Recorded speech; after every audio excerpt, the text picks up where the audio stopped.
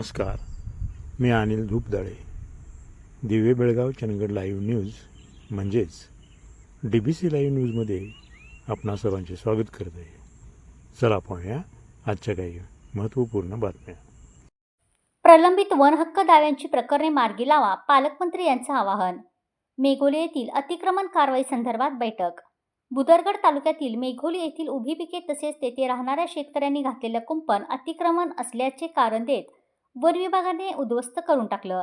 या घटनेची माहिती पालकमंत्री प्रकाश आंबेडकर यांना प्रत्यक्ष भेटून संबंधितांनी दिली. त्या पार्श्वभूमीवर सोमवारी शासकीय विश्रामधाम येथे वन विभागाच्या अधिकाऱ्यांसोबत पालकमंत्र्यांनी बैठक घेतली. यावेळी शेतकऱ्यांच्या मागणीनुसार वन हक्क दाव्यांची प्रलंबित असलेली प्रकरणे तातडीने मार्गी लावण्याच्या सूचना पालकमंत्री आंबेडकर यांनी अधिकाऱ्यांना दिल्या. कोल्हापूर जिल्ह्यातील डोंगरी व वनक्षेत्रातील नागरिकांचे वनहक्काचे प्रश्न अनेक वर्षांपासून प्रलंबित असल्याने प्रशासनाने आता विशेष झिरो पेडन्सी मोहीम राबवून सर्व प्रलंबित वनहक्क दावे तातडीने निकाली काढावेत, तसेच प्रत्येक गावात जनजागृती करून पात्र लाभार्थ्यांना न्याय मिळवून द्यावा, असे निर्देश पालकमंत्री प्रकाश आंबेडकर यांनी दिले. शासकीय विश्रामगृह येथे झालेल्या या बैठकीत चंदगड, आजरा, बुदरगड आणि शाहूवाडी या डोंगरी व संवेदनशील तालुक्यातील प्रलंबित वनहक्क दावे, नागरिकांच्या विकासात्मक गरजा, वनक्षेत्रातील विविध अडचणी तसेच वन्य प्राण्याकडून होणारं नुकसान या विषयावर सविस्तर चर्चा करण्यात आली. पालकमंत्री आंबेडकर यावेळी म्हणाले, वन हक्क कायद्याअंतर्गत पात्र नागरिकांना त्यांचे हक्क वेळेत मिळणं ही प्रशासनाची जबाबदारी आहे. ग्रामसभा स्तरावर तसेच उपविभागीय समित्याकडून प्रलंबित असलेल्या प्रत्येक दाव्याची स्वतंत्र छाननी करून आवश्यक कागदपत्रांची पूर्तता तातडीने करण्यात यावी. केवळ कागदपत्रांच्या त्रुटीमुळे कोणताही पात्र नागरिक वन हक्कापासून वंचित राहू नये, यासाठी महसूल व वन विभागाचे समन्वयाने काम करावे. GSSच्या स्वायत्ततेतील पहिल्या पदव्युत्तर बॅचचा निकाल जाहीर. पदव्युत्तर विभागांची उल्लेखनीय कामगिरी. साऊथ कोकण एज्युकेशन सोसायटीच्या गोविंदराव सेक्सरिया विज्ञान महाविद्यालय बेळगाव येथे स्वायत्तेत अंतर्गत शिक्षण घेतलेल्या पहिल्या पदव्युत्तर बॅचचा निकाल गुरुदेव रानडे सभागृहात आयोजित कार्यक्रमात जाहीर करण्यात आला. या समारंभाच्या अध्यक्षस्थानी SKE सोसायटीचे उपाध्यक्ष SY प्रभू होते.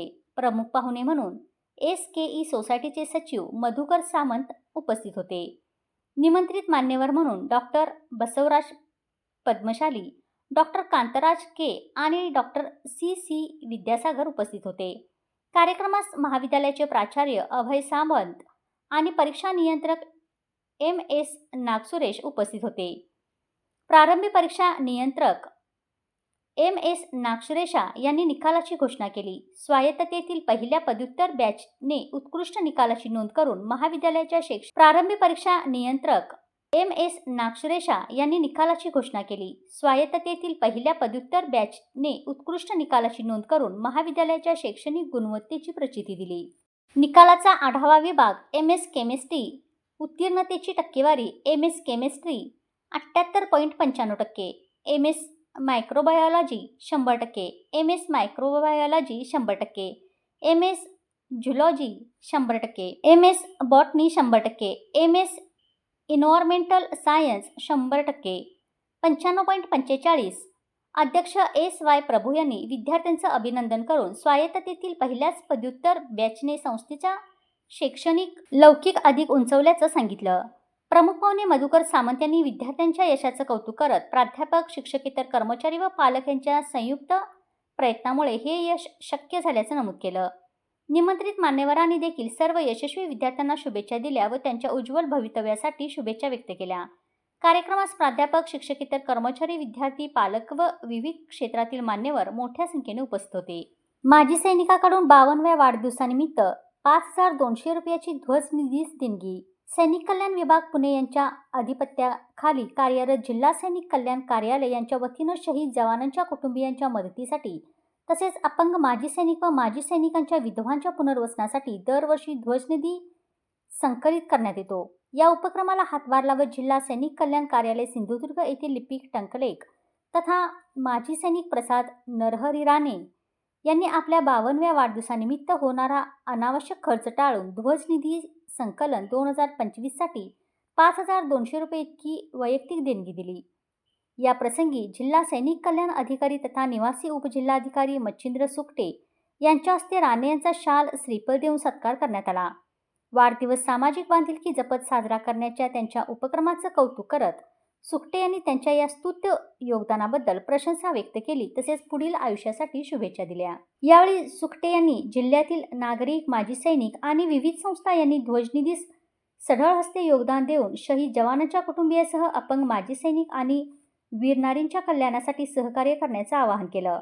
यावेळी प्रभारी सहाय्यक जिल्हा सैनिक कल्याण अधिकारी लक्ष्मण कोळी तसेच जिल्हा सैनिक कल्याण कार्यालयातील कर्मचारीही उपस्थित होते. आंबोलीमध्ये आता शनिवार रविवारच्या ऐवजी सर्वच दिवशी रोजचीच पर्यटक गर्दी करत आहेत आणि या पार्श्वभूमीवर काल आपण पाहिलं आहे की काल परवा आंबोलीच्या महादेवगडावरून एका निपाणीजवळच्या जत्राटेतील डॉक्टरचा त्या दरीत पडून मृत्यू झाला आणि या अशा घटना दरवर्षी होत असतातच. अतिउत्साहीपणा जो आहे तो नडतो आणि त्यामुळे प्रसंग सावधान ओळखता येत नसल्यामुळे अशी हानी होत असते, जीवितहानी होत असते. तर काल रोजी तुम्ही व्हिडिओमध्ये पाहत आहात तो प्रसंग कालच्या पर्यटकांच्या गर्दीचा आहे.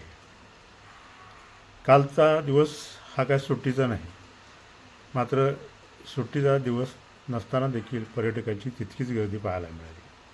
शनिवार रविवार किंवा सुट्टीचा दिवस जर असेल तर पर्यटक धबधब्याकडे मोठ्या प्रमाणात जमतात.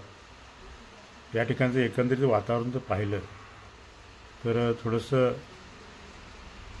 विचारवंतांना मनाला न पटण्यासारखे आहे, पण आजच्या या युगामध्ये त्याला नाईलाज आहे. आजची जी पिढी आहे त्या पिढीला हे सगळं भावतं आणि मग मुली असो, मुलं असो, काही महिला असोत किंवा पुरुष असोत, ही सर्वच जणं या पर्यटनाचा आनंद घेण्यासाठी इथं येत असतात. मात्र या ठिकाणी वन विभाग आणि पोलीस विभागाची दैनंदिन रोजचा इथं खरं म्हटलं तर बंदोबस्त हवा. कारण का त्या ठिकाणी हुल्लडबाजीचं प्रमाण मोठ्या प्रमाणात पाहायला मिळतं आणि त्यांना आवर घालणार कोण असा प्रश्न इथं उपस्थित होत आहे. आणि त्यामुळे खाली कोकणात गोव्याकडे किंवा सिंधुदुर्गाकडे जाणाऱ्या बसेस असतील किंवा इतर सामान्य प्रवासी असतील जे चारचाकी दुचाकीवरून प्रवास करत असतात, त्यांना मोठ्या प्रमाणात इथं अडथळा निर्माण होत असतो आणि मग वाहनांना बाजू देण्याच्या प्रकारावरून काही वेळा वादसुद्धा होत असल्याचे पाहायला मिळतात. वाहने वाटेल तशी लावली जात असल्यामुळे वाहनांना ये जा करण्यासाठी अडचण होते आणि वाहतुकीला थोडाफार आळा बसतो, वाहतुकीला गर्दी होते आणि मग वाहने अडकून बसतात. असे प्रकार हे रोजचेच नित्याचे आहेत. या ठिकाणी शिस्तीचा अभाव या ठिकाणी दिसून येतो. त्याचबरोबर पर्यटक जे येतात त्यांनी जे काही खाद्यपदार्थ किंवा वस्तू वापरतात ते इतस्तत टाकून जात असल्यामुळे या ठिकाणी अस्वच्छतेचं प्रमाण पण थोडंफार पाहायला मिळतं. या ठिकाणी खरं तर शिस्तबद्धता आणण्याची जबाबदारी वन विभाग आणि पोलिसांनी राबवावी. कठोर कारवाईचे त्या ठिकाणी अंमल करावा असे म्हटले तर वावगे ठरू नये.